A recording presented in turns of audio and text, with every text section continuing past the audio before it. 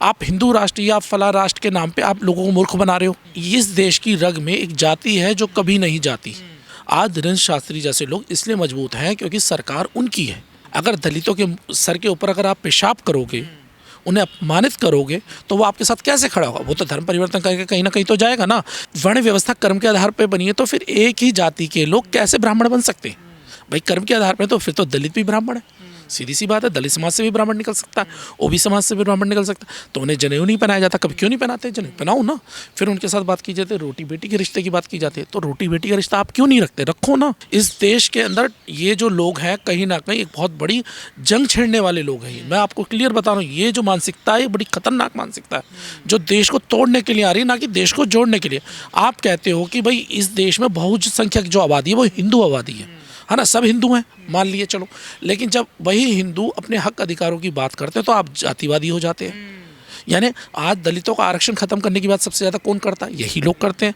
एक तरफ आप हिंदू बनाएंगे, उन्हें बराबर का अधिकार देने की बात करते हैं, वहीं पर उनके हक अधिकार को छीनने की बात करते हैं। नहीं बनेगा, इस देश में हिंदू राष्ट्र नहीं बन सकता। मैं लिख के दे रहा हूँ आपको, उसका कारण है। तो हिंदू राष्ट्र में वो जाति व्यवस्था को क्या करेंगे? सबसे बड़ा इशू ये है, क्योंकि एक तरफ तो आप कह रहे हो सनातन यात्रा करनी है, हिंदू राष्ट्र बनाना है, वहीं पर आप ये चाहते हो कि जातियाँ भी बनी रहें। भाई जातियाँ बनी रहेंगी तो दलित आदिवासियों की तो स्थिति फिर बद से बदतर हो जाएगी। और पहली बात आपको समझना चाहिए, देश हिंदू राष्ट्र बन ही नहीं सकता। देश हमारा जो लोकतांत्रिक देश है और इसमें बहुसंख्यक जो धर्म है वो सारे इसमें जुड़े हुए हैं। हिंदू राष्ट्र में नहीं हो सकता भाई साहब। हिंदू राष्ट्र जहाँ भी आप देख लो, वहाँ क्या हुआ? जहाँ कट्टरपंथी जहाँ पे एक ही धर्म के लोग ज़्यादा हुए, वहाँ क्या हालात हुए? आप लगाइए ना। भाई नेपाल हिंदू राष्ट्र था ना, क्या हुआ वहाँ पे? तख्ता पलट जब हुआ अभी हाल में, क्या देखा हमने? पाकिस्तान एक कट्टरपंथी देश था, एक ही पाकिस्तान जैसा हाल हो जाएगा भारत का। भाई जहाँ पे कट्टरता होगी, जहाँ एक ही धर्म को सर्वप्रधान माना जाएगा, वहाँ पे स्थिति खराब बद से बदतर होगी। याद रखिए, हमारा देश इसलिए सुरक्षित है, इसलिए मजबूत रहा है, लोकतांत्रिक देश है। यहाँ पे मत के आधार पे लोग चुने जाते हैं, तो इसलिए आगे रहा। लेकिन जिस दिन इसमें अगर आप हिंदू राष्ट्र बनाएंगे तो क्या मनुस्मृति को दोबारा लागू करेंगे? संविधान हटाएंगे लोग? सबसे बड़ा सवाल ये है। तो जब मनुस्मृति आ जाएगी तो मनुस्मृति तो विचार वर्ण व्यवस्था पे हिंदू राष्ट्र में संविधान नहीं होगा। नहीं होगा, वो तो खुला कहते हैं कि। तो आपने सुना है बहुत सारे लोग ऐसे हैं जिनके आपने इंटरव्यू खुद भी करे हैं और आप सुनते भी हैं, क्योंकि वो तो ये कहता है कि भाई हम जो एक समाज है जो ये कहता है कि भाई उनके लिए संविधान सर्वोपरि नहीं है, उनके लिए उनका जो मनुस्मृति वगैरह जो उनके ग्रंथ है वो सर्वोपरि है। लेकिन कायदे में इस देश का जो असली जो मैं कहता हूँ ग्रंथ है वो तो संविधान है ना। इस देश में जिसे रहना वो संविधान की जय जयकार करेगा। संविधान पे हमला है धीरेन्द्र शास्त्री जो यात्रा निकाल रहे हैं, हिंदुओं को जो एक कर रहे हैं? नहीं, देखिए वो जो कर रहे हैं वो उनका काम है। याद रखिएगा, ये जो लोग हैं जो एक माइंड सेट के साथ चलते हैं, इन लोगों का एक अपनी होता है कि अपनी विचारधारा को कैसे आगे बढ़ाओ। एक तरफ तो वो ये कहते हैं कि मेरी बहन की शादी, जो शादी एक मुसलमान ने पैसा दे के करवाई थी। एक तरफ ये कहते हैं कि भाई मेरा एक मुसलमान ने ऑन रिकॉर्ड कई बार बोला, और दूसरी तरफ आप उसी धर्म के खिलाफ आप ये दूसरे शब्दों की बात करते हैं।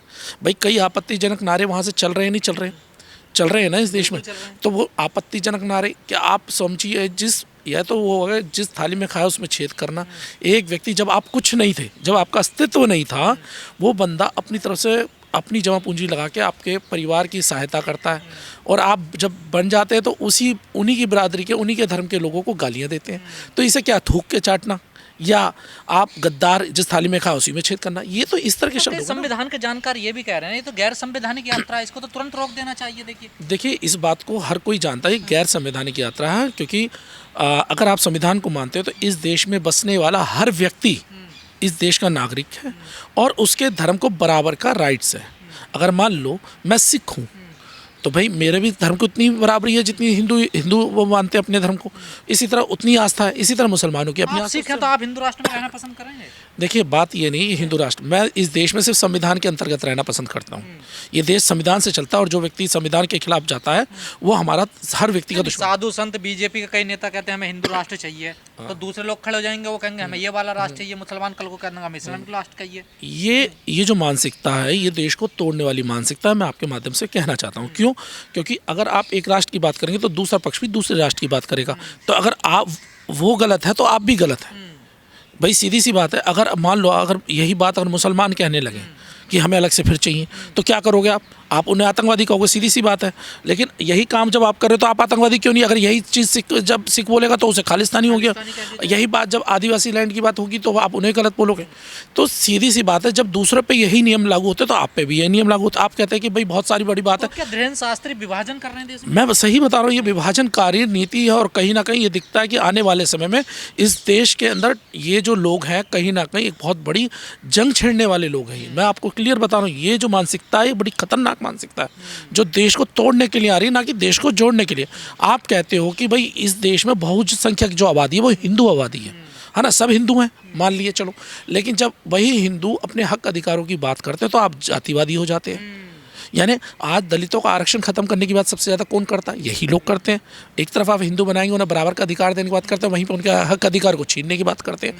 वहीं पर जब बात वो व्यक्ति दलित व्यक्ति अगर अपने हक अधिकार की बात करता है तो आपके लोग उनके ऊपर मुँह देते हैं। ये हिंदू हैं या जातिपात में बटे हुए लोग हैं? कोई जाट है, कोई ब्राह्मण है, कोई क्षत्रिय है, कोई दलित है, कोई कुमार है, कोई प्रजापति, ये तो सब जातों में बटा हुआ देश है ना। देखिए मैं यही बात कह रहा हूँ, ये जातियों में बटा हुआ देश है और जातियों में भी नहीं। इसमें अगर हम बात करें तो कई चीज़ें ऐसी हैं जिस पर हम मुझे नहीं लगता इन चीज़ों को छेड़ना चाहिए, लेकिन सच्चाई ये है कि जाति प्रधान देश है। इस देश की रग में एक जाति है जो कभी नहीं जाती, और ऐसी स्थिति में लोगों को भी समझना चाहिए और सरकार को भी समझना चाहिए, अगर कोई व्यक्ति देश विरोधी अगर कोई ताकत में काम कर रहा है तो उसके खिलाफ एक्शन लिया जाए।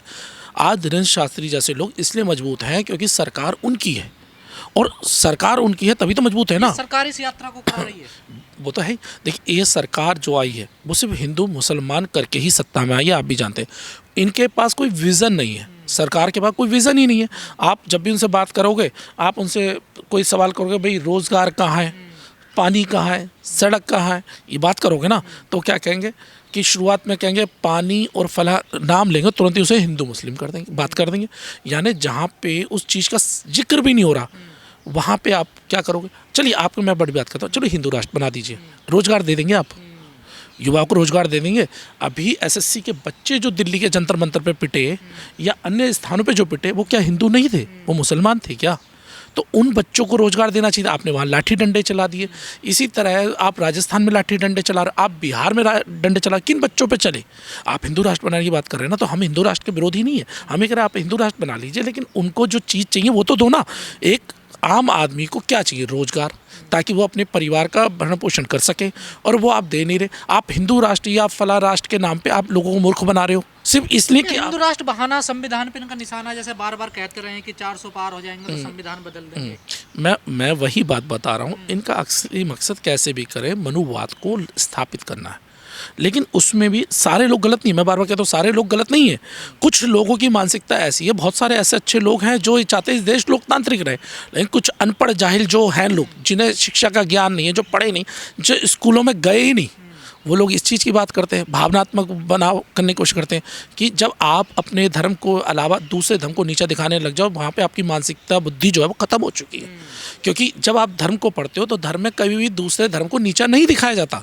वहाँ पे जब बात करी तो इक्वलिटी की बात करी जाती है, लेकिन जब आप अपनी मानसिकता दिखाते हो तो वहाँ एक धर्म को नीचा दिखा के दूसरे धर्म को अपना बड़ा बना लो, ये पॉसिबल नहीं है। मनुवाद का ये स्थापना करना चाहते हैं भारत में, फिर तो दलितों की स्थिति तो वही होगी ना, हजारों साल पुरानी जैसी। देखिए यही बात, गले में मटका पीछे झाड़ू। देखिए यही बात मैं समझाने को, सिर्फ मुसलमानों की क्यों होगी, वो दलितों की क्यों होगी? दूसरे भी तो हैं, उनकी भी तो स्थिति खराब होगी ना। हर चीज़ हम दलितों के साथ जोड़ते हैं, लेकिन क्या दलितों के हुआ वहाँ तो फिर ये हालात हो जाएगा। एक तरफ है सबसे ऊपर ब्राह्मण, फिर उसके बाद क्षत्रिय, फिर वैश्य, आखिरी में शूद्र। शूद्र में तो ओबीसी भी आ रहा है, दलित ही क्यों आएगा? ओबीसी में तो ओबीसी भी आता है ना शूद्र में। तो ओबीसी जो समाज है वो 54% के आसपास है, वो 54%, वो 22-22% ये लोग, जब इन सबको जोड़ोगे तो समझिए कितनी बड़ी आबादी गुलाम बन जाएगी, समझिए। क्योंकि यहाँ पे लड़ाई, देखिए लोकतंत्र, इस देश के लोकतंत्र ने एक ताकत दी जिससे रंक का बेटा भी राजा बन सकता है, और ये उस ताकत को वापस लाना चाह रहे हैं जहाँ पर राजा का बेटा ही राजा बने और जो रंक का बेटा है वो सिर्फ उनकी गुलामी करे। और तो इस बाबाओं का इलाज क्या है? देखिए बाबाओं का इलाज मैं फिर कह रहा हूँ, इस देश की जनता को तय करना होगा कि क्या इलाज है क्या नहीं। जिस दिन पढ़ा लिखा व्यक्ति वहाँ पे लाइन लगाना बंद कर देगा, अपने आप सारे बाबा ठीक हो जाएंगे। हिंदू खतरे में है, वही बता रहा हूँ, वो डर दिखा के कह रहे हैं हिंदू खतरे में। भाई आज़ादी के बाद इतने साल में तो हिंदू खतरे में नहीं आया, आखिरी जब इनकी सरकार आ गई, पूर्ण बहुमत से आ गई, तब खतरे में आ गया। तो समझे किससे खतरा है, नंबर एक बात। लेकिन बात मैं उस पर नहीं रहा, मैं बार बार कह रहा हूँ हिंदू खतरे में है तो आप क्या है ना, रोजगार नहीं मिल रहा, और कौन सी सरकार रोजगार नहीं दे रही, इस पर भी चर्चा कीजिए। धर्म परिवर्तन हो रहा है लगातार, उन्हें लालच दिया जा रहा है, हिंदू कमजोर हो रहे हैं, कम हो रहे हैं। हाँ देखिए, धर्म परिवर्तन हो रहा है, इस पर आप बात कर रहे हैं, लेकिन वो धर्म परिवर्तन लोग कर क्यों रहे हैं भाई? कहीं ना कहीं अगर आप इतने मजबूत हैं, इतने सक्षम हैं, इतने अच्छे हैं, तो वो तो आपके साथ जुड़ेगा। मान लो आप मेरे भाई हैं, आप मेरे भाई हैं, आप मुझे प्यार करेंगे, मैं आपके साथ खड़ा रहूँगा, आप मेरा मान सम्मान करें, मैं आपके साथ खड़ा रहूँगा। लेकिन अगर आप मुझे दुत्कारेंगे तो क्या मैं आपके साथ खड़ा हो जाऊँगा? तो धर्म परिवर्तन करने वाले लोग भी तो इसीलिए है ना। अगर दलितों के सर के ऊपर अगर आप पेशाब करोगे, उन्हें अपमानित करोगे, उन्हें जाति के ऊपर उन्हें गालियाँ दोगे, उनके जो आरक्षण मिलता है, उन्हें जो हक अधिकार इस संविधान में मिलते हैं, उन्हें अगर छीनने की बात करोगे, तो वो आपके साथ कैसे खड़ा होगा? वो तो धर्म परिवर्तन करके कहीं ना कहीं तो जाएगा ना। देखिए ये सच्चाई अपने आप में झांकना होगा। कहीं ना कहीं हर व्यक्ति आस्था के साथ जुड़ा, किसी ना किसी की आस्था। अगर हम बात करते हैं, देखिए दलित समाज जो अब आया, जो दलित समाज है, दलित समाज ने अपनी आस्था डॉक्टर बाबा साहब अम्बेडकर के प्रति निभा रहे हैं। गौतम बुद्ध के ऊपर अब वो अपना जो सम्मान है वो दिखा रहे हैं। तो उसका कारण ये है कि उन्होंने उनके लिए कुछ किया है। अगर आप लोग करते तो वो उधर क्यों जाते? नंबर एक बात, आपने उन्हें दुत्कारा, जब आपने उनको दुत्कारा तभी तो वो लोग दूसरी साइड जा रहे हैं। लेकिन अब आप डर दिखा रहे हो हिंदू होने का कि भाई मुसलमान ही आ जाएंगे, फला हो जाएंगे। तो आपको ये समझना पड़ेगा, इस देश का जो मुसलमान वो भी तो कन्वर्टेड है ना, इन्हीं जातियों से कन्वर्टेड हुआ है ना। अगर क्रिश्चियन की बात करते हो, वो भी तो कन्वर्टेड इन्हीं जातियों से हुआ ना। अगर सिख है तो वो भी तो इन्हीं जातियों से कन्वर्टेड हुआ ना, SC ST OBC से ही तो कन्वर्ट हुआ ना। तो जब वो कन्वर्ट हुआ तो क्यों हुआ, इसके लिए तो आपको खुद झांकना पड़ेगा अंदर।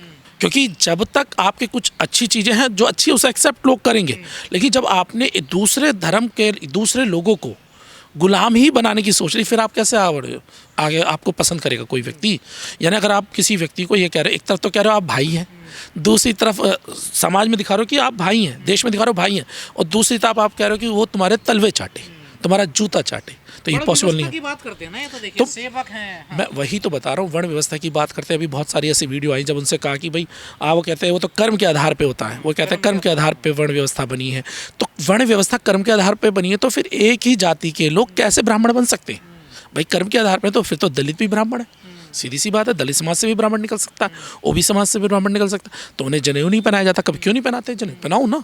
फिर उनके साथ बात की जाती है, रोटी बेटी के रिश्ते की बात की जाती है, तो रोटी बेटी का रिश्ता आप क्यों नहीं रखते? रखो ना, क्योंकि तो वो तो कर्म से है ना। इस हिंदू राष्ट्र में धीरेन्द्र शास्त्री दलितों को भी शंकराचार्य बनाएंगे, पुजारी बनाएंगे, जब कह रहे हैं जात पात की करो विदाई, हिंदू सब भाई। देखिए मैं आपको लिख के दे रहा हूँ, कुछ नहीं होना।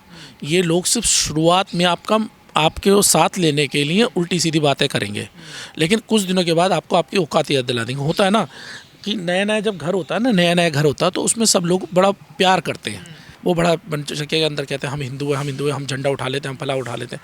लेकिन बाद में क्या होता है, उन्हीं की बिरादरी के लोगों को सबसे ज़्यादा मारा जाता है, पीटा जाता है, फिर वहाँ उनकी बोलती बंद हो जाती है। तो ये धीरेन्द्र शास्त्री वाला जो मामला वो भी ऐसा है। देखिए मैं बार बार कहता हूँ, किसी भी धर्म में हर बंदा अच्छा नहीं है, तो हर बंदा बुरा भी नहीं है, ये भी सच्चाई है। पर जो धर्म ही भेदभाव, छुआछूत पे टिका हो, ऊंच नीच पे टिका हो, उसका क्या होगा? नहीं, मैं वही आपके माध्यम से कहना चाह रहा हूँ। मैंने क्या बोला, हर धर्म में हर बंदा सही नहीं है। कई बार हम कास्ट की बात करते हैं ना, क्या हिंदू धर्म में तो बड़ी व्यवस्था है ना, ऊंच नीच है ना? नहीं, मैं वही बात बता रहा हूँ, क्या इस्लाम में नहीं है? इस्लाम में भी है। यही बात जब हम बात करते हैं, सिखों की बात करते हैं कई बार, तो सिख कम्युनिटी में भी इस तरह के लोग हैं। सिख कम्युनिटी में भी लोग हैं ना, पंजाब की तरफ जाते हैं तो आप खुद ही कहते हैं ना कि है, हर धर्म में। लेकिन इम्पोर्टेंट के गुरुद्वारे में जो आराधना के वहाँ तो नहीं है ना, देखिए भेदभाव। नहीं, मैं इस बात को आपकी एग्री कर रहा हूँ, लेकिन कहीं ना कहीं तो है ना। हाँ, यह है कि कुछ में ज़्यादा है और कुछ में कम है, लेकिन हम ये कहें कि एक व्यक्ति की वजह से पूरा सिस्टम खराब है, वो भी सही नहीं है। मैं फिर कह रहा हूँ कि एक व्यक्ति की वजह से, मान लो हमारे 5 हाथ की 5 उंगलियां पांचों की बराबर तो नहीं है। बताइए हिंदू राष्ट्र बनेगा? नहीं बन पाएगा। नहीं बनेगा, इस देश में हिंदू राष्ट्र नहीं बन सकता। मैं लिख के दे रहा हूँ आपको, उसका कारण है। और जिस दिन ये बनेगा उस दिन इस देश के जो आम जो लोग हैं, दलित आदिवासी, वो पहली बात मानेंगे नहीं, क्योंकि हर व्यक्ति ये चाहता है इस देश लोकतांत्रिक रहे। कोई इस देश को बर्बाद होता हुआ नहीं देखना चाहता। भाई हिंदू राष्ट्र की उनकी परिकल्पना सिर्फ ये है कि मुसलमान मुसलमानों को टारगेट करना, उसके अलावा उनके हिंदू राष्ट्र से परिकल्पना उनका कोई मकसद नहीं है।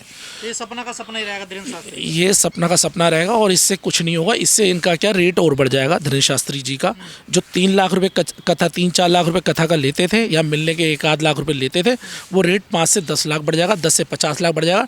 इनका डायरेक्ट प्रधानमंत्री के साथ आना जाना उठना बैठना हो जाएगा, राजनीतिक ताकत मिल जाएगी, जेड प्लस सिक्योरिटी अलग से मिल जाएगी, एक बड़ा वो पावर मिल जाएगी और इसके अलावा कुछ नहीं है और सिर्फ दिखावा है। जब तक ये लोग, और इसीलिए ये लोग करते हैं। आपने देखा ना अपने क्या नाम है उत्तर प्रदेश में जिन सामाजिक संगठनों को कोई कुत्ता नहीं पूछता था, वो जाते हैं, जिनके साथ 4 लोग नहीं है, वो जाते हैं किसी भी दुकान पे जाते हैं, क्या QR कोड दिखा ये तो हिंदू मुस्लिम, अगले दिन वो छा जाता है, अगले दिन उसका रेट बढ़ जाता है, सीधी सी बात है। तो ये चंदा उगाई करने वाले लोग हैं, ये असलियत में धर्म को नहीं जानते। धर्म का मतलब त्याग और समर्पण होता है और ये त्याग और समर्पण नहीं करते ये लोग। सद्भावना होती है, त्याग और समर्पण, यही धर्म का अर्थ है। इन लोगों के लिए छीनना है और दूसरे के हकों को छीन लो और अपना जो है वो तो किसी को देना नहीं है। और हाँ, इनके हाथ में एक और चीज़ है कि जो तुम्हारे खिलाफ आवाज़ उठाओ उसको, और ये कोई वो नहीं है, ये धंधा है भाई साहब। मैं आपको बता रहा हूँ, ये सब कहने की बात है। अगर आपको धीरेन्द्र शास्त्री से मिलना है, उसके कार्यक्रम में जाना है, तो आपको लाखों रुपए पहले देने पड़ते हैं भाई। ये तो धंधा है ना, जो जितना ज़्यादा चमकदार होगा उसको उतना ज़्यादा पैसा चढ़ा हुआ आएगा, सीधी सी बात है। आज धीरेन्द्र शास्त्री हिंदुओं के सबसे बड़े नेता बनना चाहते हैं, हिंदू समाज के बहुत बड़े नेता बनना चाहते हैं भाई। अब उनसे क्या है, अगर तुम देखोगे ये जितने भी ये क्या नाम है ज्ञानी पुरुष बनते हैं, जितने भी बने हुए हैं बाबा वगैरह बने हुए हैं, क्या है इनका, ये धर्म चला रहे, धंधा चला रहे। एक बात बताओ, जो धर्म चलाएगा उसे बड़ी बड़ी गाड़ियों की क्या आवश्यकता है, उसे बड़े बड़े AC हॉलों की क्या आवश्यकता है? वो तो धर्म पे बात करेगा ना। अगर वो व्यक्ति अगर वो सिर्फ राजनीतिक बात कर रहा है, पॉलिटिकल फायदा लेने की बात कर रहा है, तो मतलब उसके जनता को गुमराह करना ही है। वो तो क्लियर गुमराह, वो तो आप देख ही रहे हैं ना, गुमराह हो रहा है।